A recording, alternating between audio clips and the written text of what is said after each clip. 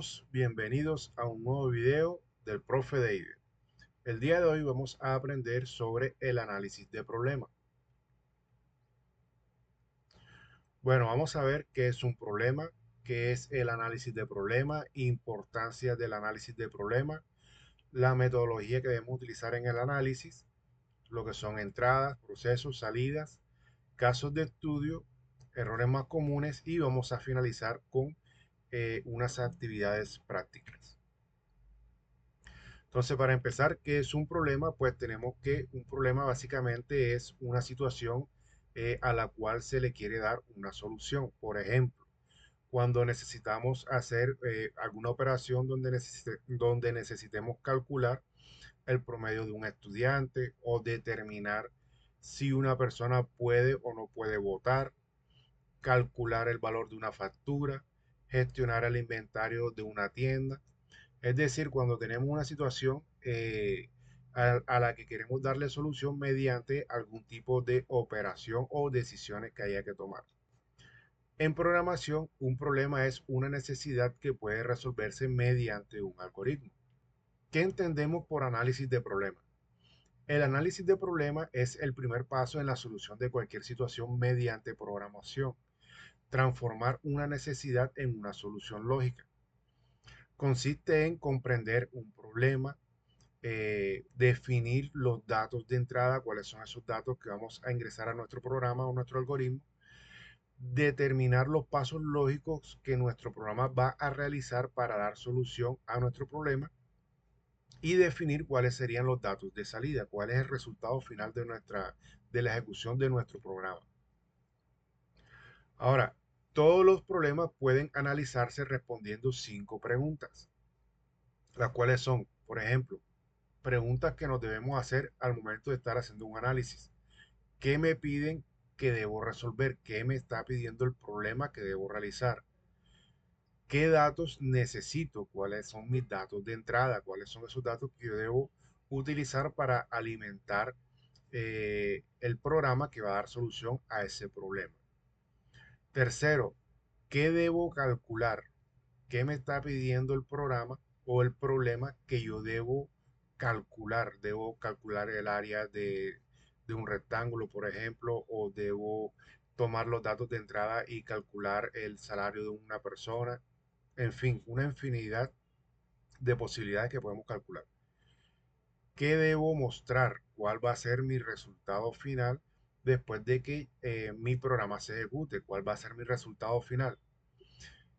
Y también debemos analizar o preguntarnos si existen restricciones. ¿Qué son restricciones? Son simplemente validaciones que nosotros colocamos en los programas para asegurarnos que la información que estamos ingresando nos va a servir para que el programa se ejecute de la mejor forma. Por ejemplo, si tenemos un algoritmo que espera hacer operaciones con la edad de una persona, lo más lógico es que la edad sea un valor numérico o que esté contemplado en un rango de edad, por ejemplo, mayor a 0, menor a 100, por colocarles un ejemplo, ya que una edad negativa sería un valor errado.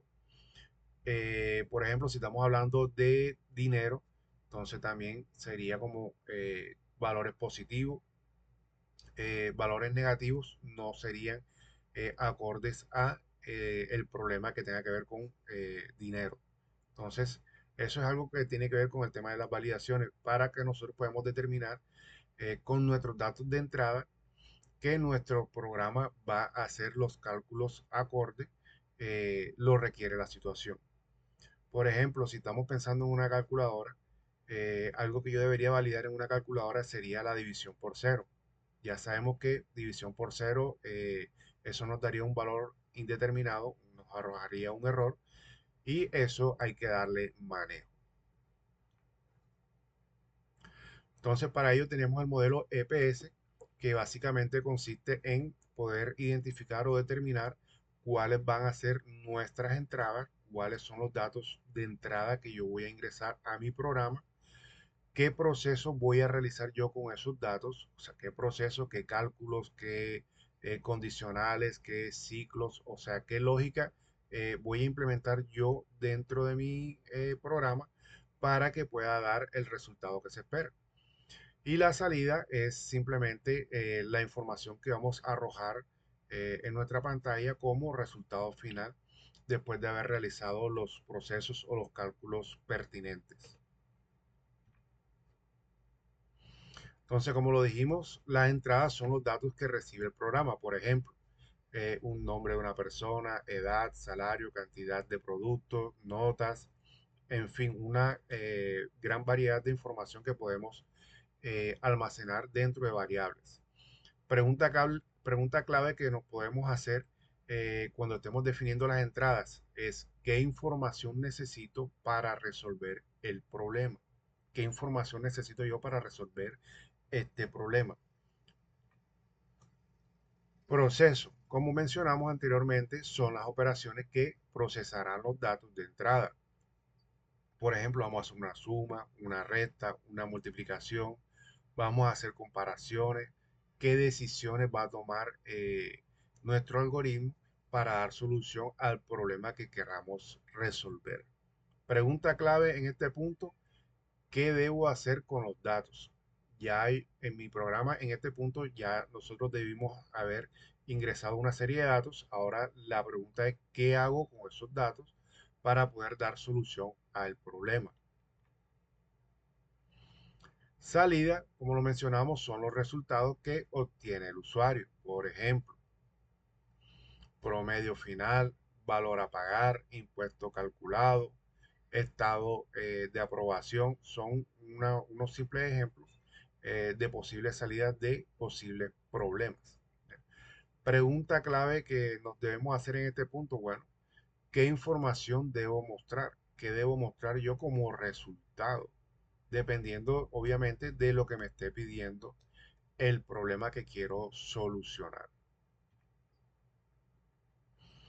Restricciones, como lo mencionamos, son condiciones que limitan una solución, limitan la solución de nuestro programa.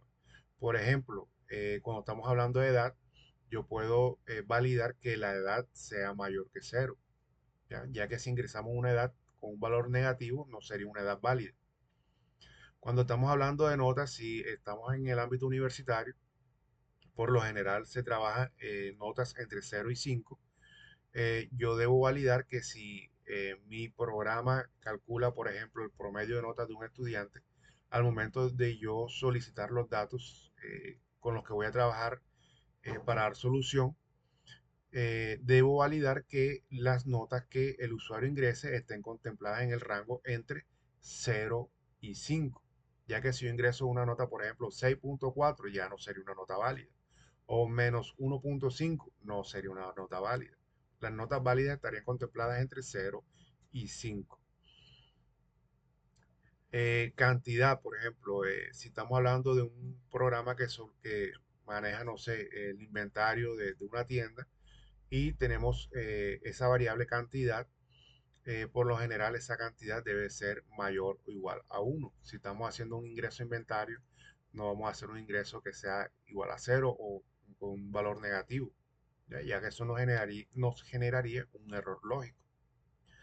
Valor de compra, cuando estamos llevando un programa que de pronto maneje valores de compra, y al yo ingresar un valor de compra, obviamente ese valor debe ser mayor a 0. De lo contrario, podríamos tener errores lógicos en la ejecución de nuestro programa. Ahora aquí vamos a analizar unos casos de estudio como ejemplo eh, para determinar en el análisis cuáles serían las entradas, los procesos y las salidas de cada caso de estudio. Por ejemplo, en este caso tenemos calcular el área de un rectángulo. Entonces, en el análisis nosotros determinaríamos cuáles serían las entradas. Entonces, para este caso, las entradas obviamente serían base y altura, que son los datos que yo necesito para poder calcular el área de un rectángulo. ¿Qué proceso necesito realizar? Bueno, el proceso que necesito realizar es una multiplicación entre la base y la altura, y el resultado de esa multiplicación lo vamos a almacenar en una variable que se llama área. Y por último tenemos la salida. ¿Cuál va a ser mi salida en este programa? Simplemente el área del rectángulo. Caso de estudio número 2. En este tenemos un problema donde se nos pide determinar si un número, perdón, si un estudiante aprobó o reprobó una asignatura. Entonces, en el análisis podemos determinar datos de entrada. Obviamente, solamente necesitaría la nota del estudiante. Si queremos ir un poco más allá, de pronto podemos tener el nombre del estudiante, identificación del estudiante, pero según lo que nos muestra el planteamiento de este caso de estudio, solamente necesitaríamos la nota.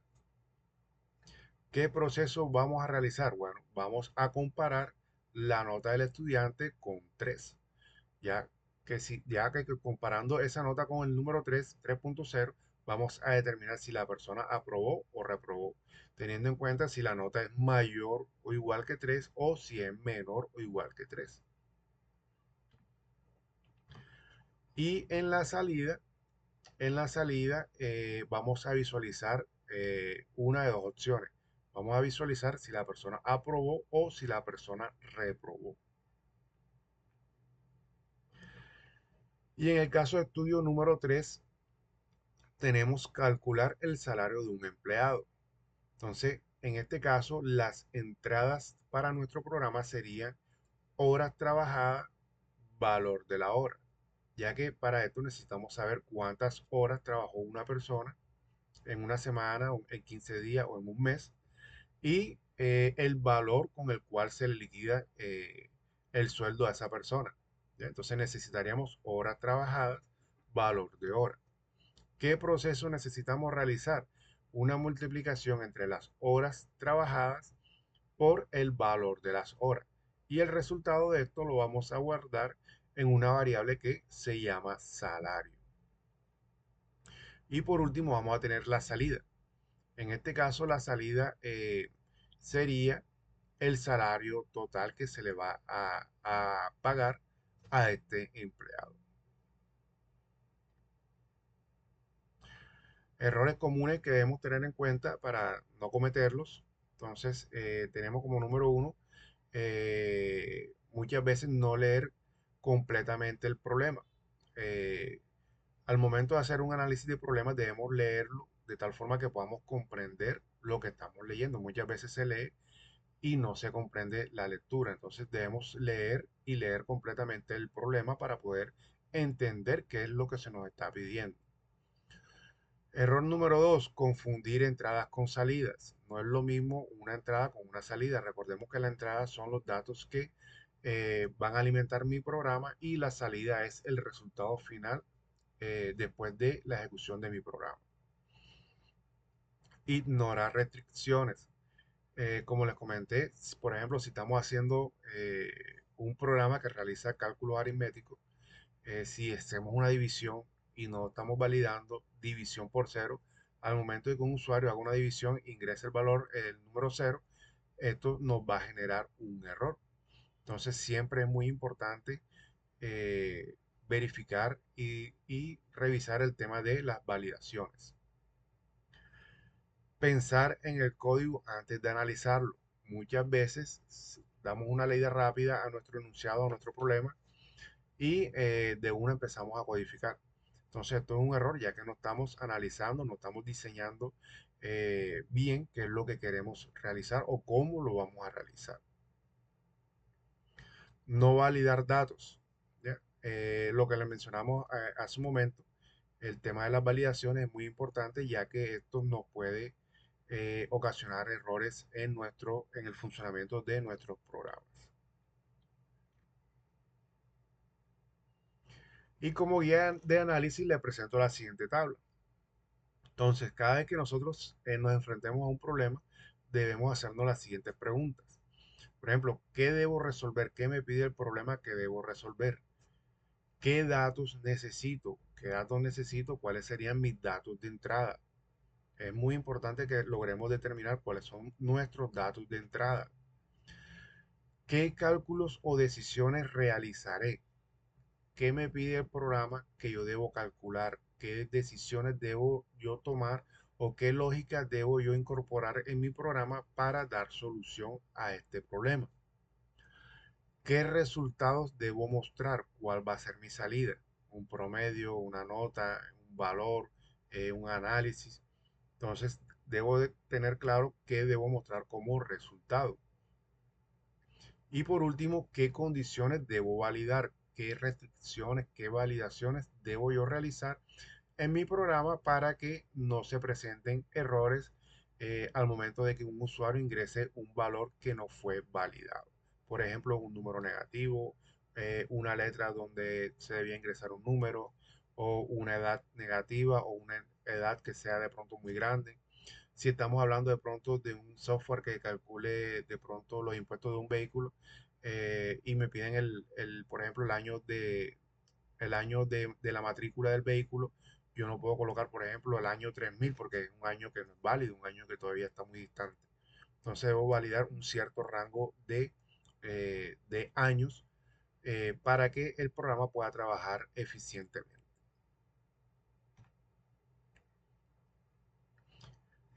Aquí tenemos optimización y mejora. Siempre es importante que una vez finalicemos nuestros ejercicios, nuestro programa, siempre evaluemos si nuestro algoritmo es eficiente. Entonces revisemos si nuestros algoritmos están trabajando de forma eficiente, o busquemos también siempre la manera de reducir pasos innecesarios. A veces hacemos nuestros ejercicios muy extensos y después de revisarlo varias veces nos podemos dar cuenta que podemos optimizarlo mucho más, reduciendo instrucciones, haciéndolo más eficiente. Y por último, probar diferentes casos para verificar su correcto funcionamiento.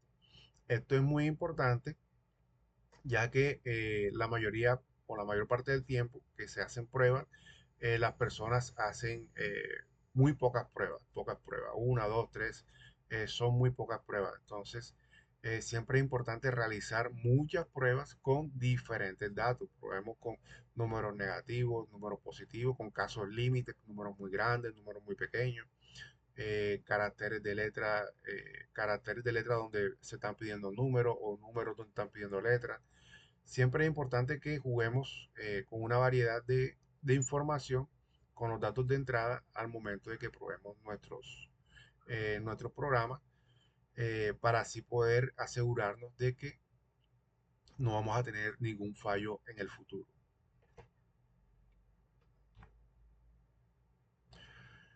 Y por último tenemos como conclusión, bueno, el análisis de problemas es clave para escribir programas eficientes, ya que si no analizamos no sabemos qué es lo que vamos a hacer, cómo lo vamos a hacer, de qué forma lo vamos a hacer. Definir entradas, procesos y salidas facilita la creación de la solución.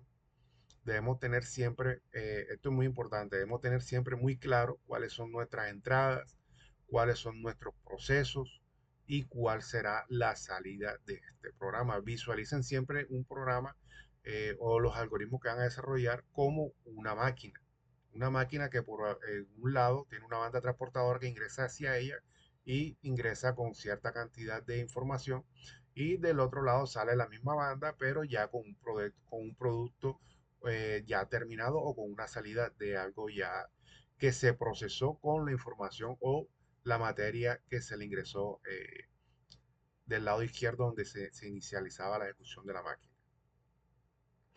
Usar pseudocódigo y diagrama de flujo ayuda a estructurar el pensamiento lógico.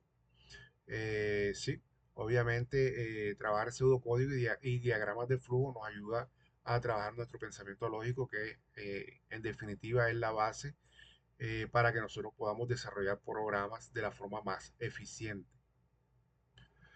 Y por último, tenemos que un buen análisis reduce errores y facilita la implementación del código.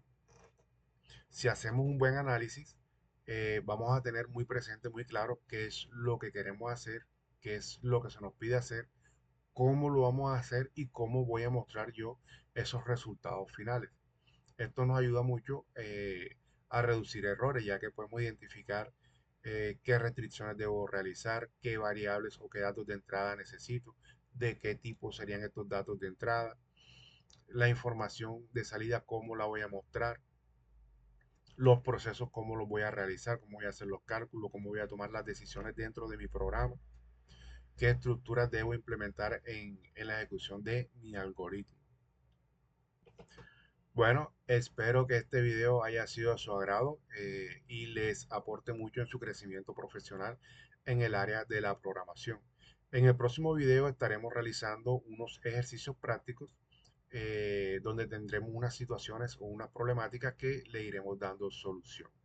Si les gustó el video, suscríbanse, denle like y activen la campanita para que les llegue las notificaciones cada vez que suba un video nuevo. Hasta pronto.